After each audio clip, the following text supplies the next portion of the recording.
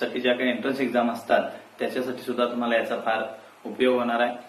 हे व्हिडिओ सगळे तुम्ही केअरफुली ऑब्झर्व करा, केअरफुली स्टडी करा आणि या लॉकडाऊनच्या काळामध्ये तुम्ही तुमची जी काही स्टडी असेल ती कंटिन्युअस चालू ठेवा. ठीक आहे. फिजिक्सच्या सब्जेक्ट मधला जो पहिला युनिट आहे तो आपण चालू करूया. Let we move to our actual syllabus. First topic is the rotational dynamics.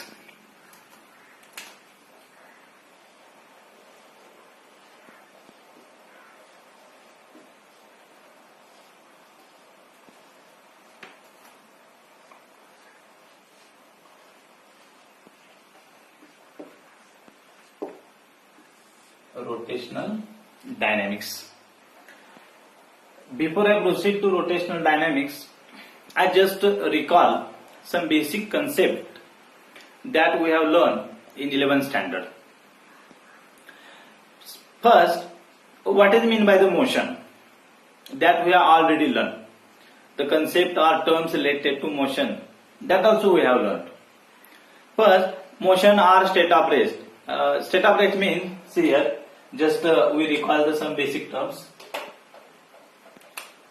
State of rest. State of rest. Body or object does not change its position in all time. Then we say that body or object or particle is a state of rest. Body state of rest मध्ये असं म्हणतो ज्याला body does not change its position with respect to the time. And when body changes its position, motion means body changes its position with respect to the time. Then we say that body is in motion. Means position of the body or object continuously changes. Means position is different in all time. Position is different in all time. That we say that the motion. There are different type of the motion. First, we have seen translational motion. It is also known as the linear motion.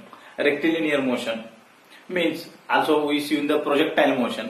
And in this new syllabus, we are going to study about the rotational dynamics. Okay, means rotational dynamics consists of the circular motion. It is also known as the angular motion and also rotational motion. Okay, means motions. We are going to learn some different terms. Here, motion. First term is here path length. Path length.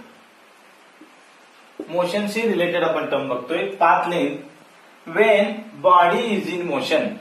Suppose I say body is moving from first A position to the B position. A is known as the initial position of the body. Initial position. Okay. And B is the final position. Final position. Okay. Then path length means straight line distance traveled by the particle. त्या बॉडीनं straight line जे distance travel केलंय त्याला आम्ही काय म्हणतो path length म्हणतो. Suppose A to B is the 4 kilometre. मी म्हटलं ते 4 किलोमीटर आहे. therefore it is a path length. Path length means straight line distance traveled by the particle. Second term is here displacement. Displacement. It is important term. Displacement means change in position of the body. Displacement means change in position. Change in position of a body or object. Change in position of body or of the object means displacement. See here, A to B is the path length, straight line distance. Also body changes its position from A to B, means displacement also is the 4 kilometer.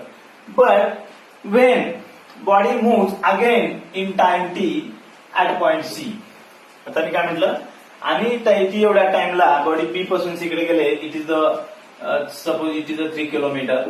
Then path length becomes 4 plus 3. Path length straight line distance आहे म्हणून 4 plus 3 7 kilometer होईल. But displacement is different here. Displacement means change in position of the body. A initial position आणि आता C ही final position आहे आणि म्हणून ए पासून C पर्यंत जे डिस्टन्स असेल त्याला आम्ही काय म्हणणार, डिस्प्लेसमेंट म्हणणार. आणि मग आपण हा राईट अँगल ट्रायंगल आहे, आपण पायथागोरस वापरून जे काही इक्वेशन काढीन म्हणजे EC ची व्हॅल्यू आपण फाइंड आउट करीन ती डिस्प्लेसमेंट असेल. Value of the EC is the displacement. Okay, EC ची व्हॅल्यू जी आहे ती डिस्प्लेसमेंट आहे आणि it is different from 7 kilometre. ती त्याच्यापेक्षा काय असणार आहे, वेगळे असणार आहे. म्हणून displacement is the change in position of a body or object or shortest distance between two point, initial point and final position. Initial position आणि फायनल पोझिशन मधलं जे शॉर्टेस्ट डिस्टन्स आहे त्याला आपण काय म्हणतो, डिस्प्लेसमेंट म्हणतो. Suppose this is initial position x1 and this is final position x2, then displacement is delta s or displacement is equal to x2 minus x1. This happen in a time t. Okay, this is the delta x. Delta x is the displacement. Displacement च्या बाबतीत shortest distance between 2 points हा difference between initial and final position. Okay, displacement is the vector quantity. Path length हे सरळ आहे. डिस्प्लेसमेंटला आपण direction consider करतो आणि म्हणून displacement is the vector quantity, path length is the scalar quantity. Displacement समजा हा एक्स एक्सिस आहे, positive x direction, this is negative x direction. या साईडला पॉझिटिव्ह डायरेक्शनला झाले तर डिस्प्लेसमेंट काय असणार, पॉझिटिव्ह असणार. निगेटिव्ह एक्स डायरेक्शनला झालं तर डिस्प्लेसमेंट काय असणार, निगेटिव्ह असणार. आणि समजा body A to B move झाली आणि B टू परत A आली तर डिस्प्लेसमेंट काय असणार, 0 असणार. Means displacement is a vector quantity. It may be positive, negative or 0. Okay, डिस्प्लेसमेंटच्या बाबतीत हे कॅरेक्टरिस्टिक जे आहे डिस्प्लेसमेंटच्या त्या तुम्हाला माहिती असायला पाहिजे. This equation is so important. Delta X is equal to x2 minus x1. Now we move to the next quantity.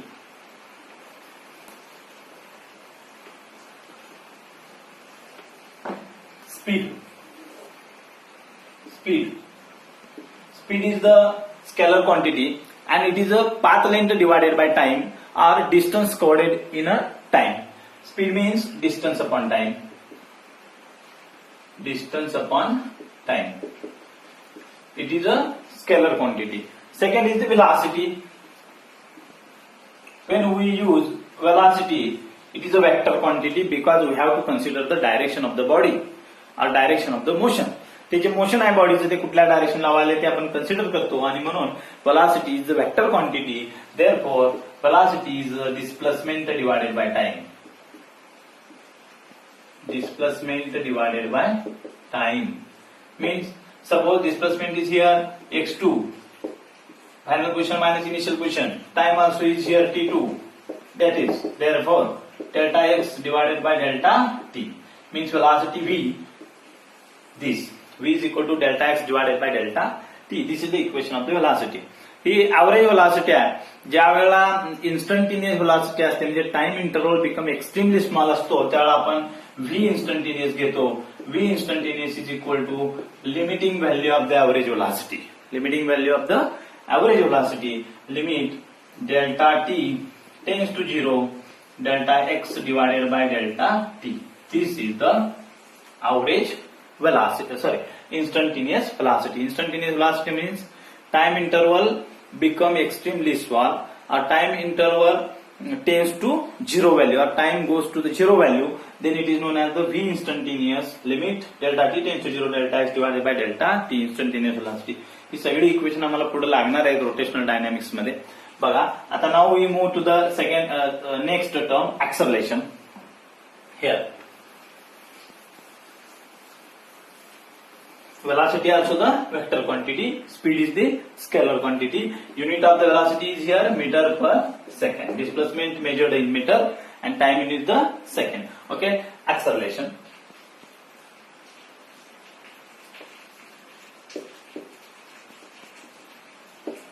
Basic सगळ्या कॉन्सेप्ट क्लिअर झाला की तुम्हाला पुढे सगळं इझी वाटेल. इट इज इंटरेस्टिंग आहे. Acceleration means when there is a change in velocity. Velocity मध्ये जेव्हा बदल होतो त्याला आपण ते म्हणतो acceleration. Whenever there is a change in velocity of a body then we say that the body has an acceleration. Means rate of change of velocity. Velocity upon time. Change in velocity upon time. Velocity मध्ये जो काही change होतो. आता acceleration कधी येतं, व्हेलॉसिटीची magnitude बदलली तरी acceleration येतं. म्हणजे when there is a change in magnitude, it has the acceleration. When there is a change in direction, velocity ची direction बदलली, it has the acceleration. And when there is a change in both magnitude and direction, दोन्ही जरी बदलल्या तर ही काय असतं, acceleration असतं. Therefore acceleration is denoted by A, velocity upon time. Therefore acceleration is also the vector quantity. Suppose v2 is the final velocity, v1 is the initial velocity, and time also changes from t2 to t1. Therefore acceleration A is equal to delta v divided by delta t. Acceleration चं equation आहे. Okay, आपण instantaneous acceleration काढतो. A instantaneous, time interval become extremely small असताना limit delta t tends to 0, limiting value घेतो कारण time interval goes to the 0 value. Time interval एकदम extremely कमी असताना म्हणजे एकदम स्मॉल असताना जी व्हॅल्यू आहे ती A instantaneous is equal to limit delta t tends to 0 delta v divided by delta t. This is the A instantaneous. Okay, means simply average acceleration is here.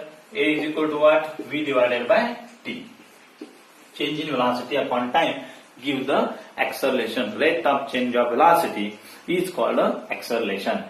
ठीक आहे, आपल्याला ह्या काही बेसिक टर्म्स आपण ही जी equations आहेत ती पुढे लागणार आहेत.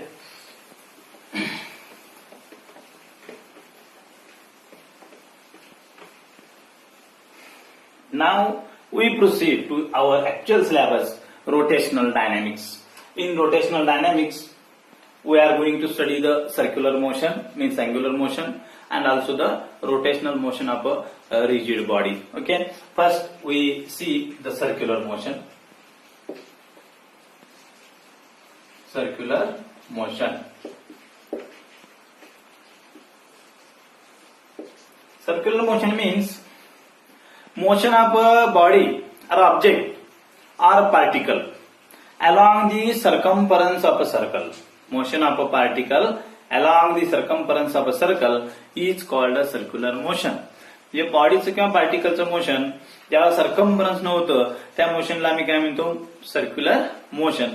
For example, suppose particle is moving along the circumference of circle of radius r. This is the O is the center of that circle, r is the radius, and here is the particle. Okay, particle circumference ने फिरतो त्या मोशनला आपण काय म्हणतो, circular motion म्हणतो. Circular मोशनची बरेच example आपण daily life मध्ये सुद्धा ऑब्झर्व करत असतो. Motion of earth round the sun, or motion of planets around the sun is circular motion. Motion of electron in different orbit around the nucleus is also the circular motion. It is nearly circular motion. इलेक्ट्रॉनचं जे motion different orbit मध्ये होतं ते सुद्धा circular motion आहे. Means ज्यावेळेला particle सर्कम्फरन्सने फिरतो त्या मोशनला आम्ही सर्क्युलर मोशन म्हणतो. आता हिअर अजून एक टर्म आपण सारखं इथून पुढे कायम वापरत असतो ते आपण बघूया. सर्क्युलर मोशन नंतर radius vector. Vector drawn from centre of a circle to the position of the particle. सर्कलच्या सेंटर पासून पार्टिकलच्या पोझिशनकडे जो वेक्टर आपण काढलाय त्याला आम्ही काय म्हणणार, रेडियस वेक्टर म्हणणार. This is the radius vector. Okay, vector drawn from centre of the circle to the position of the particle is called a radius vector. Means suppose particle is first position A is the initial position of the particle. Second, after time t, particle moves to position B. This is radius vector. Suppose particle is here. This is radius vector. Okay, म्हणजे जो vector त्या circumference वरती त्या बॉडीची किंवा पार्टिकलची position दाखवतो त्याला आम्ही काय म्हणतो, रेडियस वेक्टर म्हणतो. Means radius vector continuously indicate the direction of indicate the position of the particle. Means direction of radius vector continuously changes on that circumference. त्या circumference वरती radius vector ची डायरेक्शन काय होते, continuously change होते. Here this is the radius vector. Now we are going to see the terms that related to circular motion.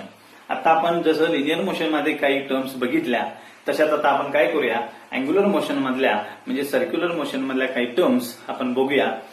Here first term is here angular displacement.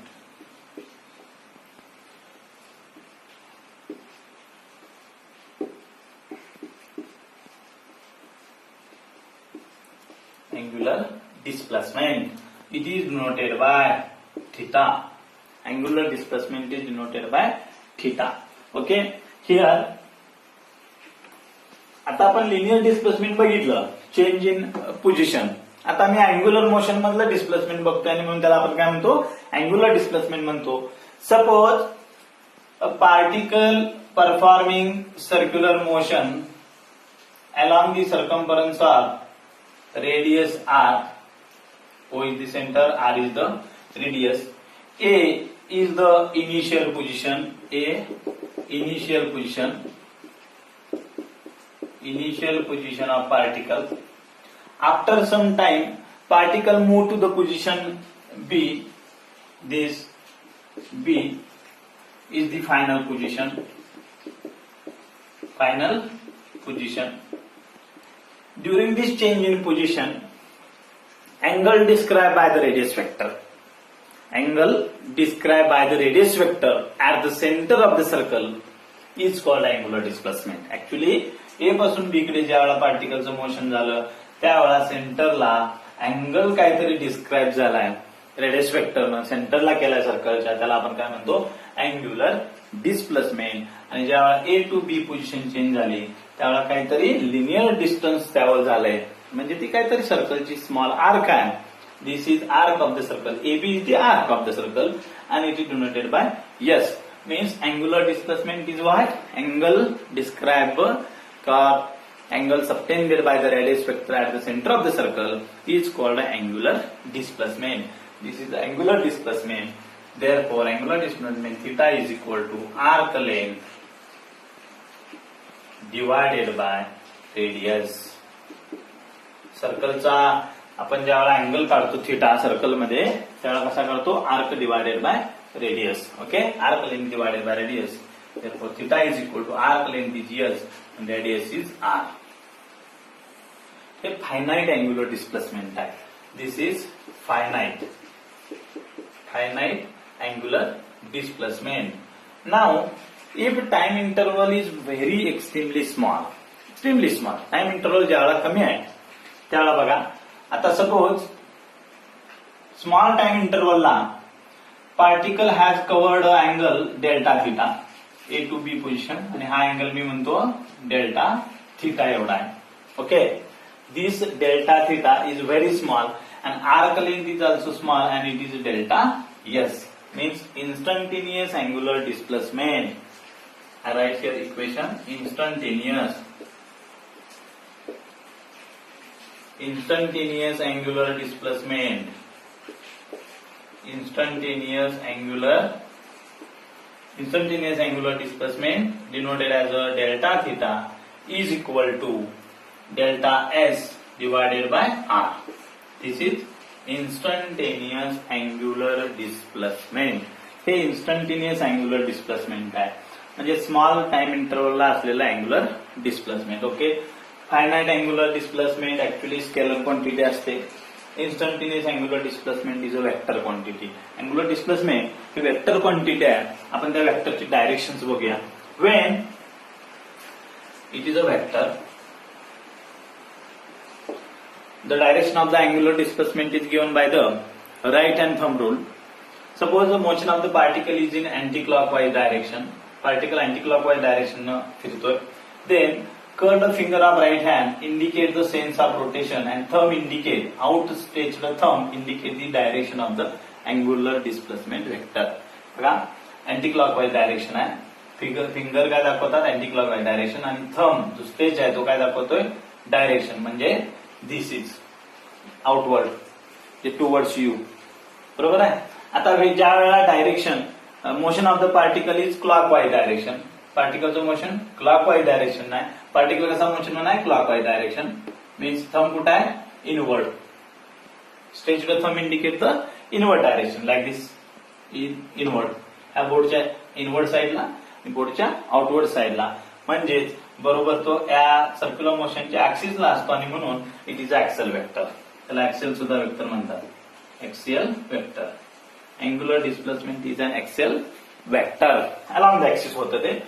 Here this is outward and this is inward means perpendicular to plane of this board. ह्या बोर्डच्या बरोबर प्लेनला काय ते perpendicular outward, perpendicular inward. Okay, means angular displacement is a vector quantity. Okay, now unit of the angular displacement, SI unit. See here, SI unit of angular displacement. Angular displacement is measured in radian. सर्कलचा angle 360 degree असतो, पण तिथं आपण कसं म्हणून angular displacement कशामध्ये मोजणार, radian मध्ये मोजणार. Means 360 degree is equal to what, 2 pi radian. ज्यावेळा एक रिव्हॉल्युशन, एक सर्कम्फरन्स पूर्ण करील पार्टिकल, त्यावेळेला 2 पाय रेडियन एवढा काय असेल, अँगुलर डिस्प्लेसमेंट असेल. आणि अँगुलर डिस्प्लेसमेंट जे आहे, त्या अँगुलर डिस्प्लेसमेंट इंटिग्रल मल्टिपलच्या नंबर ऑफ रिव्हॉल्युशनच्या इंटिग्रल मल्टिपल मध्ये वाढत जातं. म्हणजे ज्याला 2 रिव्हॉल्युशन्स होतील, when there are 2 revolutions, 2 into 2 pi, okay, 4 pi. If there is a 3 revolutions, 3 into 2 pi, like this. Means integral मल्टिपलच्या नंबर ऑफ रिव्हॉल्युशन म्हणजे अँगुलर डिस्प्लेसमेंट काय होईल, वाढत जाईल. ठीक आहे, अँगुलर डिस्प्लेसमेंट म्हणजे काय, angle subtended by the radius vector in a given time. Angular instantaneous angular displacement is a vector quantity. Direction is given by the right hand thumb rule. It is outward or inward. Means it is the axial vector.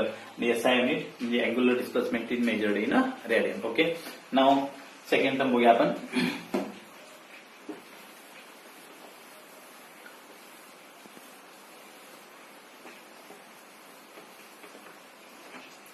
Angular velocity. Angular velocity. Angular velocity is denoted by letter omega. It is denoted by letter omega. Velocity means displacement upon time or change in displacement divided by time. आता आपण angular motion बघतोय, circular motion बघतोय. Velocity म्हणजे काय असणार, angular velocity. Angular velocity is the rate of change of angular displacement with time. Angular velocity is equal to change of angular displacement. Change of angular displacement. Change of angular displacement divided by time. Change of angular displacement divided by time. Angular displacement मध्ये झालेला change. Suppose particle is in circumference. This is angle theta. हा theta हा पहिला angle आहे, initial angle. Suppose after time t particles makes an angle delta theta, means theta is the angle. After some time it makes an angle theta plus delta theta. See here, this is theta. After some time delta plus delta, so theta plus delta theta, means there is a change in angular displacement. Change in angular displacement, theta आणि theta plus delta theta, change किती आहे, delta theta. Means this delta theta divided by time delta t. This is angular velocity v. Average angular velocity v average is equal to theta upon t. Sorry, omega. Omega म्हणजे angular velocity करतोय. Omega is equal to delta theta divided by t. Omega is equal to theta divided by t. This is average angular velocity. This instantaneous angular velocity. आता हे equation मी instantaneous मध्ये लिहितो. Omega instantaneous काय ना, आपण जसं limit वापरलं तसं इथं लिमिट वापरणार. म्हणजे time interval reaches to the zero value, time interval become extend this मग. Omega instantaneous means angular velocity instantaneous is equal to limit delta T tends to zero delta theta divided by delta T. This is the equation of omega. Means it is a angular velocity. Angular velocity is rate of change of angular displacement divided by time. ठीक आहे, हे omega instant equations आपल्याला पुढे भरपूर वेळा लागणार आहे. Rotational dynamics आपण डील करतो त्यावेळेला. ठीक आहे, एसआय युनिट काय येईल, SI unit delta theta radian मध्ये मोजतो, म्हणजे angular displacement radian per second, time second. This is the SI unit. Dimensions तुम्ही लिहू शकता. डायमेन्शन्स काय येतील, L raise to 0, M raise to 0, T raise to -1. कशाची डायमेन्शन्स आहे ती, अँगुलर वेलॉसिटीची डायमेन्शन्स आहेत. Angular velocity is also the vector quantity and direction is same as that of the angular displacement. जसं अँगुलर डिस्प्लेसमेंटची डायरेक्शन आहे, it is also the axial vector. It is also the axial vector. हे लक्षात ठेवा. Angular displacement आणि angular व्हेलॉसिटीची direction समान आहे, कारण ते दोन्ही ऍक्सिल वेक्टर आहेत. मोशन ज्यावेळेला क्लॉकवाईज डायरेक्शन आहे, सो अँटी क्लॉकवाईज डायरेक्शन आहे, outstretched thumb indicate the direction of angular velocity. Motion anti clockwise direction आहे, सॉरी मोशन क्लॉकवाईज डायरेक्शन आहे, motion indicate outstretched thumb indicate the direction of the angular velocity, म्हणजे inward and outward. Okay, angular velocity साठीची ही equations आपल्याला पुढे लागणार आहेत. ही equations आपण लक्षात ठेवली पाहिजेत. काही न्यूमेरिकल सोडवताना सुद्धा आपल्याला ही इक्वेशन्स लागतात. अँग्युलर व्हेलॉसिटी म्हणजे rate of change of angular displacement upon time आणि SI unit is radian per second. Okay, now